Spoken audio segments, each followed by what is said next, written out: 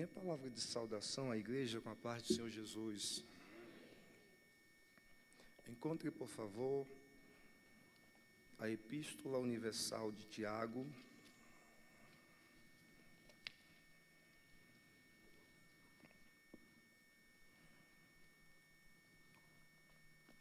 Minha gratidão sempre ao pastor Dorival pelo apoio e a oportunidade, sua família, os obreiros desta igreja.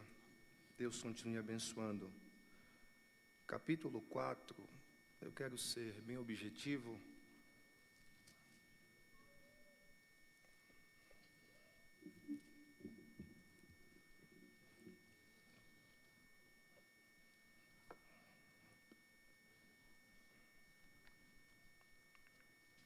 Tiago, capítulo 4.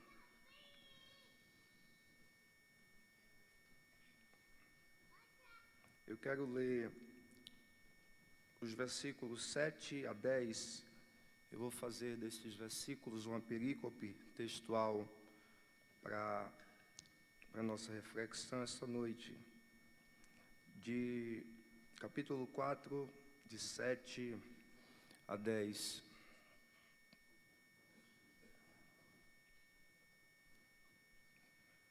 Sujeitai-vos, pois, a Deus. Resisti ao diabo, e ele fugirá de vós. Chegai-vos a Deus, e ele se chegará a vós. Alimpai as mãos, pecadores, e vós de duplo ânimo, purificai o coração.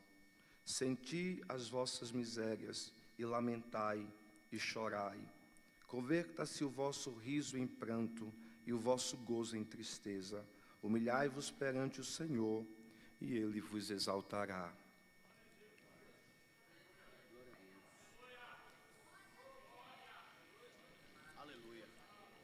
Eu vou usar a expressão, a primeira parte do versículo 8 como tema: chegai-vos a Deus, e Ele se chegará a vós.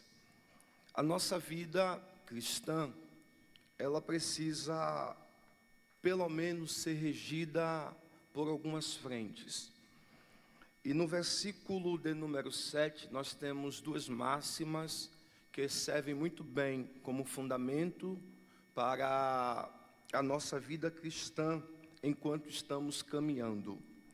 O texto vai dizer que a gente precisa utilizar tanto a submissão como a resistência. Aqui são dois conceitos elaborados pelo teólogo alemão contra a política nazista Dietrich Bonhoeffer, dizendo que precisamos utilizar a submissão diante de Deus e a resistência diante do diabo.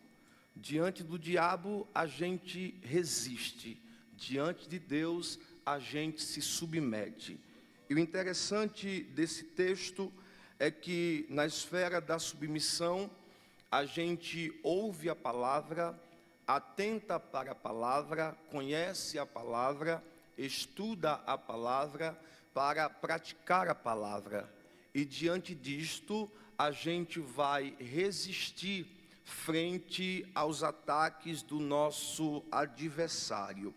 Esta é uma carta conhecida como universal. O autor desta carta, os irmãos conhecem, conhecido também como aquele que tinha o joelho de camelo, portanto que orava, tido como um sacerdote em Jerusalém no ofício da intercessão, o homem que tem uma teologia prática, dado ao equívoco de interpretar e achar que ele estava contra Paulo. Então somente a gente precisa trazer a lume que o que Paulo fala na teoria, na sua teologia, no seu compilar, Tiago está mostrando na prática. E a leitura de Tiago, ela é precisa, porque escrevendo as 12 tribos, escrevendo a igreja cristã, ele começa a ver algumas necessidades, algumas carências que a igreja ela estava tendo.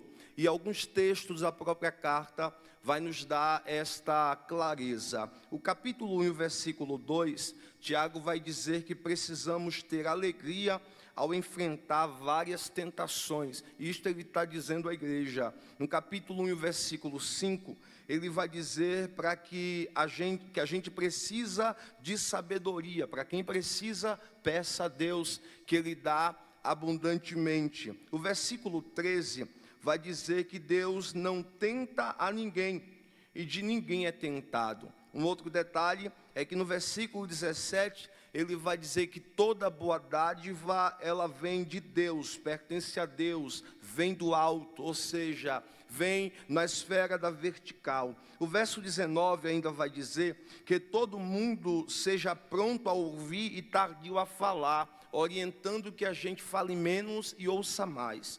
Um outro detalhe que Tiago vai dizer na sua teologia prática, é dizer no versículo 27, que a verdadeira religião é cuidar do órfão e das viúvas, mostrando aqui a empatia, a compaixão, sentir o que o outro está sentindo. Um outro detalhe está no capítulo 4, e ao versículo 4, que ele vai mostrar que precisamos ser amigos de Deus, porque não tem como ficar em cima do muro. Não existe neutralidade, ou a gente se posiciona contra ou se posiciona a favor. Não há neutralidade.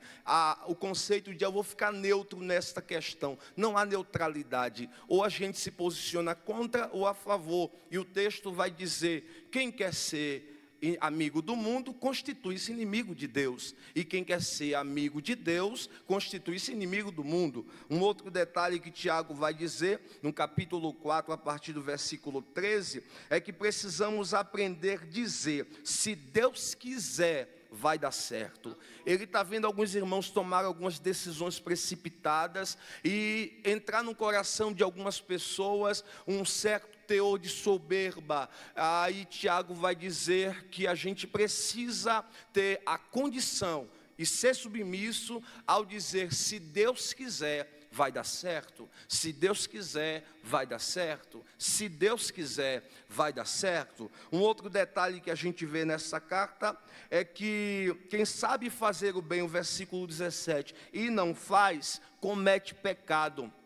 Quem sabe fazer o bem e não faz, está mais um exemplo aqui, que não existe essa neutralidade. Se eu sei fazer o bem e eu me omito de fazer, segundo Tiago, está cometendo pecados. O detalhe é que eu chamo a sua atenção para alguns termos chaves nesse texto. Eu vou chamar a sua atenção para 3 palavras-chave aqui. A primeira palavra é a palavra sujeição, ou sujeitai-vos a Deus. Essa expressão vem do grego hupotasso. Essa palavra significa organizar sob, obedecer, levar uma carga. Aqui tem o sentido de ser organizado como soldado de um batalhão. Está sob a ordem de alguém, está sob uma responsabilidade. Então, sujeitar-se aqui é entender que existe uma responsabilidade e que a gente não foge a ela, a gente se mantém, a gente entende que se faz necessário. A segunda palavra é a palavra resistir ou resistência. Essa palavra significa colocar-se contra, opor-se, resistir com força, empreender esforço, não dar legalidade, é entender que naquilo que depender da gente, a gente vai se posicionar, a gente não vai deixar ou franquear a questão que a gente precisa se posicionar. Então, a terceira palavra é a palavra achegai-vos a Deus. A expressão grega aqui é egizo. Essa palavra quer dizer abordar, chegar perto, no tempo, no lugar e no espaço. A metáfora usada para essa expressão é a pessoa que está numa rua e precisa encontrar uma outra pessoa nesta mesma rua. Só que a pessoa está na calçada da direita de quem vai e a outra pessoa na calçada da direita de quem vem. E nisto não é esse encontro, cada um na sua calçada, está tudo bem, não. Aqui sugere atravessar a rua, abordar, encontrar, pegar na mão, abraçar. E a ideia é chegar-se tanto no tempo, é chegar-se tanto no espaço e chegar-se na posição. Então, à luz do que o texto está propondo para a gente precisa chegar-se a Deus enquanto há tempo, chegar-se a Deus em qualquer lugar, chegar-se a Deus na posição de submissão, de humildade. Pedro, ele vai abraçar esta mesma ideia e vai dizer que a gente precisa se humilhar debaixo da potente mão de Deus, ou seja, se humilhar diante de Deus na verdade. A gente precisa estar submisso diante do Senhor. Diante disto, aqui nós temos algumas lições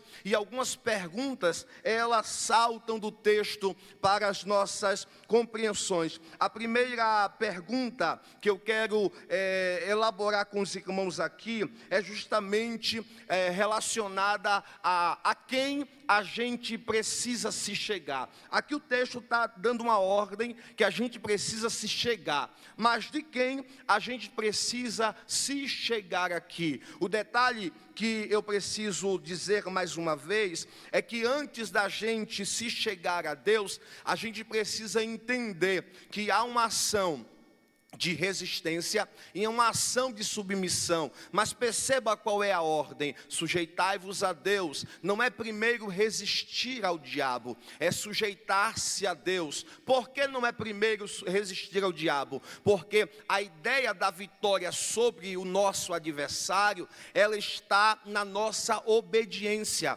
A ideia da vitória sobre o nosso adversário está em cumprir a palavra do Senhor. É mais ou menos assim. A Bíblia manda orar, a gente lê a Bíblia, a gente entende a Bíblia, a gente vai orar. O diabo não resiste, ele foge. A Bíblia manda santificar, a gente lê a Bíblia, entende a doutrina da santificação, a gente se santifica, se consagra. O diabo não resiste, ele foge. A Bíblia manda se humilhar, a gente lê a Bíblia, a gente entende o que é humilhação, a gente se humilha. O diabo não resiste, ele foge. A Bíblia manda ter união, a gente lê a Bíblia, entende o que é união. A gente não briga com o irmão, a gente resiste a essa questão, o diabo não resiste e ele foge. A Bíblia manda adorar, a gente entende que Deus é o centro do culto, a gente adora a Deus, o diabo não resiste, ele foge. A Bíblia manda a gente servir, a gente entende o que é servir, a gente serve, o diabo não resiste e ele foge. O próprio Jesus muitas vezes dissera: vim para cumprir a tua vontade. O diabo não resiste, ele foge. Na tentação, o diabo propôs 3 propostas a Jesus. Jesus conhecia a palavra, Jesus cumpriu a palavra, o diabo não resistiu, o diabo foi embora. Por quê? Porque primeiro é sujeitar-se a Deus. Então a gente entende o que Deus tem para nós, a gente lê o que Deus tem para nós, a gente procura compreender o que Deus tem para nós, a gente vai praticar o que Deus tem para nós. O diabo não vai resistir diante dessa nossa obediência e ele vai fugir. Aí diz a Bíblia Sagrada que enquanto a gente ouve a palavra, obedece a palavra, pratica a palavra, o diabo não encontra legalidade, brecha, e não encontrando legalidade, brecha, ele não vai resistir e vai ter que ir embora. E nós permanecemos servindo a Deus de posse de vitória, porque andamos pela palavra do Senhor, por aquilo que Deus tem para a nossa vida. Pois bem, a primeira pergunta é esta: de quem a gente precisa se chegar? Perceba que o autor está dizendo: chegai-vos a Deus, e a Bíblia Sagrada vai nos fazer entender que há só um Deus, manifesto e revelado em 3 pessoas. Aqui a Bíblia sugere para nós que o Deus que a gente serve, a gente tem que se chegar com fé diante dele. Hebreus capítulo 11, versículo 6, o autor vai dizer: ora, sem fé é impossível agradar a Deus, porque importa que aqueles que se aproximam, se acheguem de Deus, creia que Ele existe e que é galardoador daqueles que o buscam. Então perceba que há uma ação de buscar ao Senhor, mas um detalhe que não podemos deixar de mencionar é que um dos atributos de Deus é a onipresença. Isto significa dizer que Deus está além de qualquer situação, além de qualquer lugar, e também está aqui. Ele está em todas as partes, em todos os lugares, sugerindo o que dissera Jeremias no capítulo 23 e o versículo 23. Não sou eu Deus de perto e também Deus de longe, indicando o espaço geográfico. Isaías 66:1 diz que Deus está sentado nos céus e a terra é escabelo dos seus pés. Ele é onipresente, não há lugar que caiba a Deus. Deus está além de tudo. E mediante a isso, como é que pode Deus ser onipresente? Está em todos os lugares, e a gente muitas das vezes sofre a síndrome de Jacó. Sabe o que é que Jacó disse? Deus estava aqui e eu não sabia. Deus estava lá e ele não sabia. É porque Jeremias capítulo 29, versículo 13, vai dizer: me buscareis e me achareis. Quando? Condicional. Quando me buscardes de todo o vosso coração, e serei achado de vós. Ou seja, Deus pode estar em todos os lugares, mas Ele querer se revelar, ou se permitir ser achado, é só se Ele encontrar um coração quebrantado, sincero, um coração que está buscando a Ele, independente de qualquer coisa. Então não é a ausência de Deus, é a forma com a qual a gente busca. Não é Deus estar ausente, mas é a gente entender quais são as condições para se chegar a Deus, para buscar ao Senhor. Mas antes dessas condições, precisamos entender mais uma coisa, que antes mesmo da gente ir a Deus, Ele veio primeiro a nós. Não é a gente que vai primeiro a Deus. O homem pecador, em estado de pecado, de morte espiritual, ele não tem força para ir a Deus. Deus primeiro vem a nós, seja pelo seu amor, pela graça preveniente, como queira, mas Deus vem primeiro a nós. Foi Deus primeiro a Adão, quando Adão e Eva pecaram. Foi Deus primeiro até Caim, quando ele pecou e fugiu. Foi Deus primeiro atrás de Noé. Foi Deus primeiro atrás de Abraão, para tirar de lá da sua terra. Foi Deus atrás de Agar, quando estava no deserto. Foi Deus atrás de Moisés. Foi Deus atrás do povo. Se você observar desde o Antigo Testamento, é sempre Deus que está indo atrás. Por quê? Para nos dar a condição, a oportunidade, o privilégio de responder com fé. Não foi o senhor e a senhora que vieram primeiro a Deus. Foi Deus, quem sabe, mandou um pregador na sua rua, mandou um cantor na sua rua, evangelizou você, e Deus disse: eu te amo, eu te quero te salvar, mudar a tua vida, te transformar. É Deus primeiro quem vem atrás de nós para poder nos resgatar. Foi Deus primeiro quem veio. É Deus. Aleluia. Glória a Deus. Aí o texto vai dizer: já que ele veio, chegai-vos a ele. Responde com fé.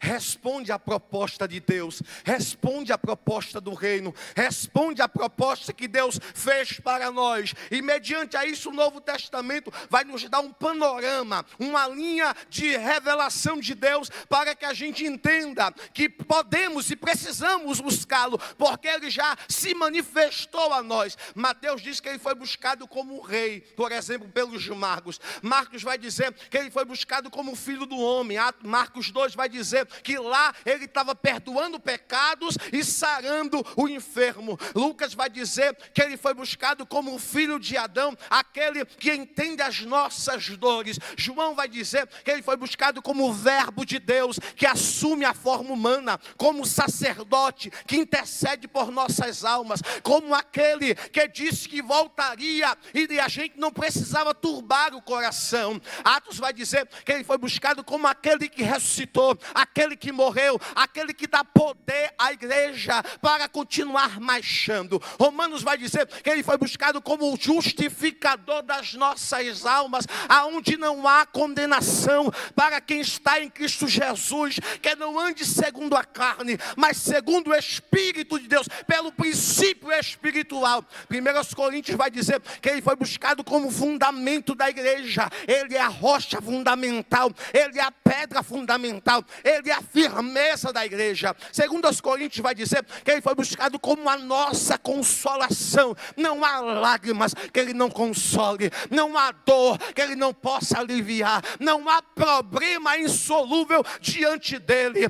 Gálatas vai dizer que ele foi buscado como o maior libertador que existe, porque ele chegou na nossa vida, deu um grito de independência e disse: eu te dou liberdade, o Espírito Santo, e aonde o Espírito está, aí há liberdade. Efésios vai dizer que ele foi buscado como aquele que equipa a igreja com a armadura de Deus, enche a igreja com o Espírito Santo. Filipenses vai dizer que ele foi buscado como aquele que tudo a gente pode, porque ele nos fortalece. Tudo a gente pode, porque ele nos dá força. Colossenses vai dizer que ele foi buscado como aquele que nele habitava a plenitude de Deus, e a cédula que era contrária, ele rasgou, ele anulou para nos dar vida, para nos dar vida. 1 Tessalonicenses vai dizer que ele foi buscado como a promessa do arrebatamento. 2 Tessalonicenses, como a esperança que a gente aguarda.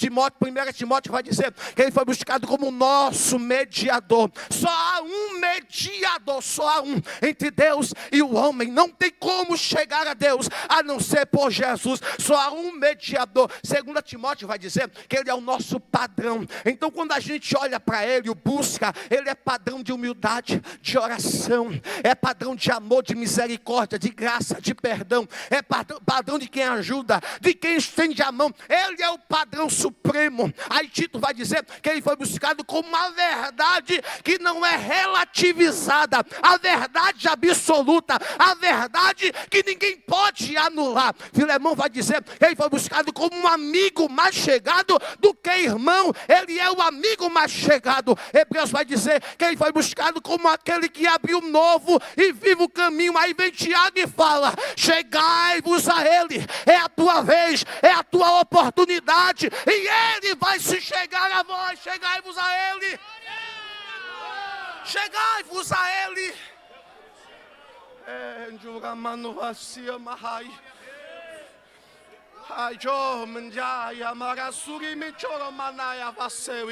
Glória ao nome do Senhor para sempre. E eu tenho uma notícia boa para os senhores. Ele está aqui essa noite. Aleluia.